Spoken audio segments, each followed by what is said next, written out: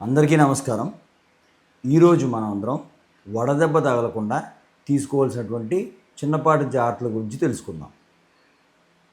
ముఖ్యంగా పొద్దున్న 10 గంటల నుంచి 3 గంటల వరకు వీలైనంత వరకు బయట పనులు లేకుండా చూసుకోండి. 2, బయట పనులు చేసుకునేవారు షేడెడ్ ఏరియాస్లో, అంటే చెట్ల నీడలో కానీ లేకపోతే షేడ్ ఎక్కడైతే వస్తుందో అక్కడ వీలైనంత వరకు పనులు చేసుకునేట్టుగా చూసుకోండి.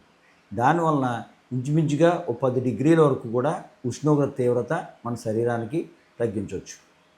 ఇక లోపల ఉండేవారు పొద్దున్న లేచిన వెంటనే 6 గంటల నుంచి కూడా మన విండోస్ ఓపెన్ చేసేసి ఉంచండి.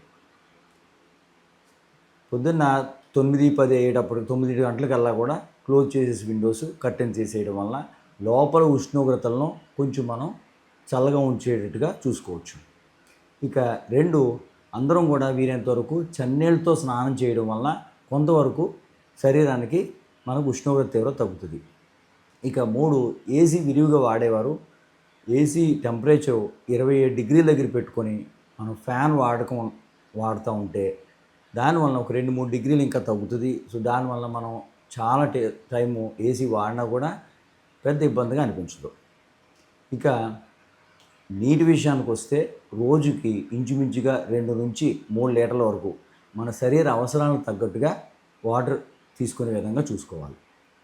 ఇక వడదెబ్బ తీవ్రత చంటి పిల్లల్లోనూ, గర్భిణీ స్త్రీల్లోని, పెద్దవారిలోనూ, షుగర్ పేషెంట్స్, బీపీ పేషెంట్స్ వీళ్ళందరూ కూడా మరింత జాగ్రత్తగా ఉండవలసినటువంటి అవసరం ఉంది.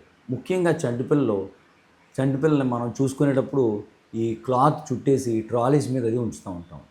వీరందరూ కూడా ముఖ్యంగా ఆ క్లాత్ ఏదైతే ఉందో వీలైనంత వరకు కొంచెం వెట్గా ఉండడం వల్ల ఆ హీటు వలన ప్రభావం బిడ్డలకి కొంచెం తగ్గించే విధంగా చూడవచ్చు.